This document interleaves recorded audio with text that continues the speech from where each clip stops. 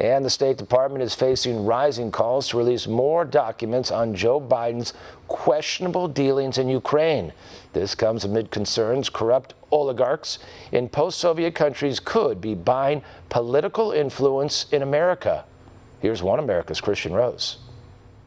We released documents, I guess it was last week now. We'll continue to do that as required by law and as appropriate. Secretary of State Mike Pompeo announces possible new disclosures by his department of Joe Biden's alleged corruption in Ukraine. During a State Department briefing Tuesday, Pompeo highlighted the most recent release of documents requested by watchdog group American Oversight and detailing Biden's use of the Office of Vice President to harbor proceeds of Ukrainian corruption in the U.S.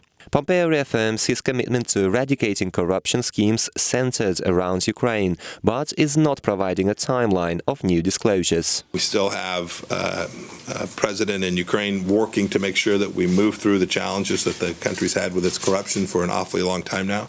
State Department's been working on that for my now year and a half plus here, and we'll continue to work on it.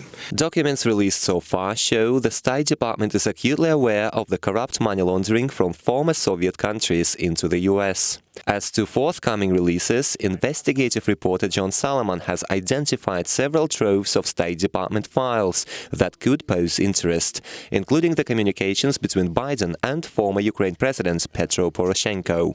Intelligence experts say top Obama administration officials may have taken advantage of political instability in Ukraine to sway the corruption flows in their favor. We saw this most recently, for instance, in Ukraine and in other places where color revolutions were, heavily supported by the United States, directly and indirectly. Solomon says the State and Treasury departments should release all evidence of corruption at Ukrainian energy firm Burisma.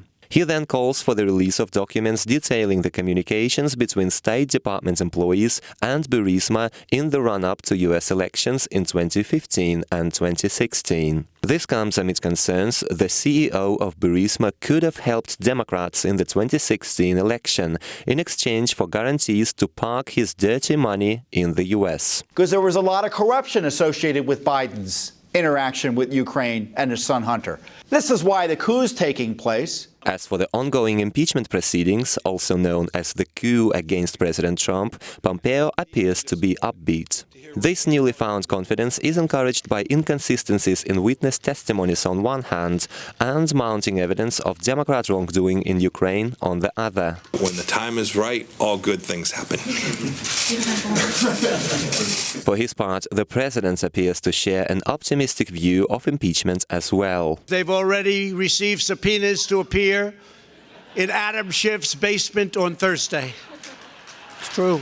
It remains to be seen what next steps the State Department will take to bring out the truth of multi-billion corruption schemes ran by Democrat officials in the post-Soviet space.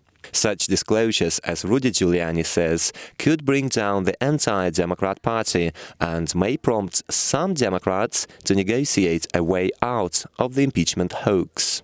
Kristian Rouz, One American News. Want to see more videos like this? Click on the link below and subscribe to One American News on YouTube, and call your cable provider and kindly demand that One American News is added to your lineup. Call and subscribe today.